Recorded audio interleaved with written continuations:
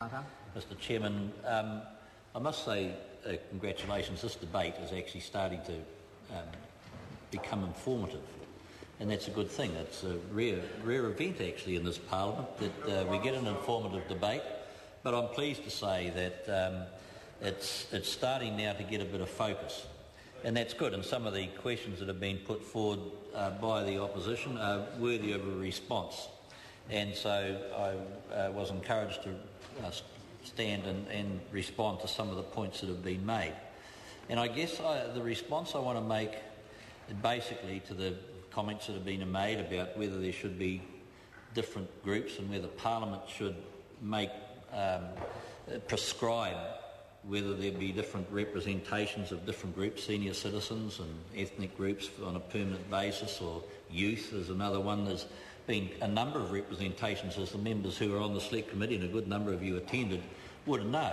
There's been people with disabilities, there's been the Blind Association came and saw us and asked for a representation. There was a whole host of different people. The issue really comes down to this, that as I've said before, the difficulty that you have, we've made the decision to give Auckland as one. That's a direction that we took from the Royal Commission. There will be one local authority across Auckland. The dilemma then you have is who knows everything in that large area.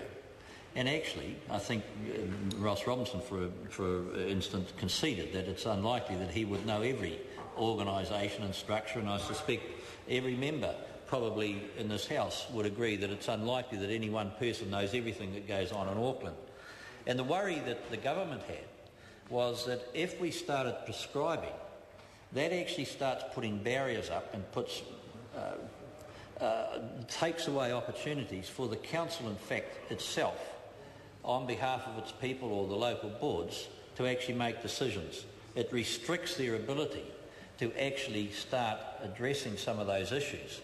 I would say this to the member, Mr Prasad, who raised the issue around the ethnic board, for example. It will be a hugely, hugely brave council who says that at the end of the term that we're going to do away with that committee. Our view was that we would set that up, but that will continue on, as we're absolutely certain that the council will also give consideration to youth and to seniors and to those. We believe it's better, though, for the council to actually form the structure that they think best represents it, in the same way as the discussion's been formed around the issue of the business sector that both of you have raised. And there's going to actually be a mix, but again, to some extent, we want the council to form that from the basis of what the business people think is the best structure. In the sense, one of the CCOs will certainly be looking at tourism and business development. No question about that. That will be on a regional. They may well, up to the council, set some parameters as to how that actually works. But that's the very point I make. The point is that what might be useful for Cameron, where he operates, may not necessarily suit the North Shore Association or the Franklin community. And so the council will have to sit there working through the structure it sets up to say this is a regional parameter, but then how does that work down into the local community or the local business group? And so we wanted to make sure that there was that flexibility to allow the council to actually form that structure that best suited the Cameron brewers and the other people who have come to you to make their representations. For us to prescribe it here, more than likely we actually would have got it wrong. And we're also mindful of the fact that we had this issue. We don't want Wellington prescribing to us how we run our council. And so our view is that as best as we can, we certainly want to make sure that those things are addressed, and we're confident they will be. The council, indeed, both the well-known mayoral aspirants at this stage have already indicated that they will be taking those things into account. I'm sure that those people who stand on the local boards will also understand them from their particular areas and make sure they're addressed. And the point is there's so much diversity that for us to try and write in law would mean that ultimately we would have overlooked something. And it's far better for us to have allowed the Auckland people, and I mean I think the debate, as I say, has been very constructive, but we need to understand the principle of what we're trying to put in here is a structure that can work for Mr Chairman, a structure that can work for the people of Auckland in the best interests of the people of Auckland. And so for that reason we have endeavoured to try and allow as much flexibility as possible.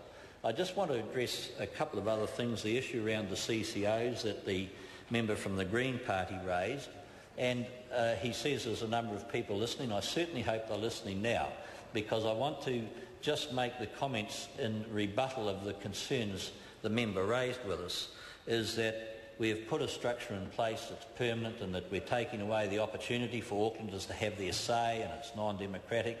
I said this yesterday, and I'm not sure whether the member had the opportunity to hear the response.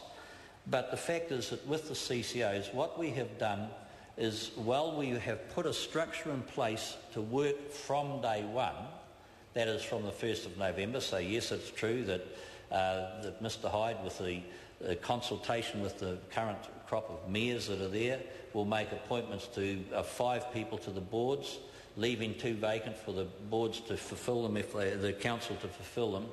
The council can, if they wish, from day one, say we don't like any of those directors and we're going to appoint our own people. Or I don't think that will happen, because we're doing it in consultation with the mayors. But the point is, the worry that has been expressed is that we are saying here's a rigid structure that can't be changed. I want to say to the member that's not so, that from day one Aucklanders are in charge. They can replace the directors if they wish to. Even more, if they don't like, just listen, Mr Twyford, you might learn something. The fact is that if they don't like the structure of the CCOs, they can actually do away with them and bring them back as committees of the council. So they're not there permanently, with the exception of transport and with the exception of water care, which is there till 2015. We have given the responsibility to the council. Well, it's up to the council, Mr Twyford. You can't say, oh, bless my soul. Well, I don't know how much more I can express it. I guess we'll just have to wait and see until after the 1st of November, when the council make the decisions. But, well, water care and transport are 2 big things, of which the reason for water care is that we want some continuity, and transport, of course, the taxpayer of New Zealand actually make a contribution to the roading network in Auckland and actually have a right to have some say. So that's important that we do. But we have, as best as we can, followed the principle of allowing Aucklanders, Auckland Council, local boards, to make sure that they are in control and that the CCOs form under with and alongside the local boards and the council. And I think that's very important for people to understand. That's the intention of this government, to make sure that we've given as much flexibility as we possibly could to allow the voices of Aucklanders to express their views and have their say. Well, I know the opposition want to carry on, because basically this unfortunate thing from their point of view is that we've made now listen to the people of Auckland, put a structure in place that pretty much represents the views of the people, and they've got nowhere to go. And so the only thing they can say is we haven't listened. But actually, when we look, I know there's been some polls done, but there's some issues around those polls, I've got to say, of people. And the point is, if we look at now what the Herald's saying, if we even have a look at what the Herald reported this morning about the debate, they've actually reflected it very well. That actually, as things are, the whole issue is that even the Herald are now saying that we've listened, we've heard, and I know the opposition don't like it, but actually, whether they like it or not, it's a fact of life, Mr Chairman, that this government have listened. The Select Committee worked hard, I've got to say, with the support of the members of the opposition. It was a good committee that worked. Unfortunately, they seemed to absent themselves just towards the end when they didn't understand what was happening. But in the main, we've made some good progress. We've made some very good recommendations to the House, Mr Chairman, and I'm pleased to say that actually, as it happens, we've made some good progress, and the people of Auckland are in charge. The voices of Auckland have formed this legislation. The CCOs are in their hands. The local boards are in their hands. The Auckland Council are actually in the hands of the Auckland people. and you couldn't have asked for better, actually. We've ended up with a very good piece of legislation, Mr Chairman. I call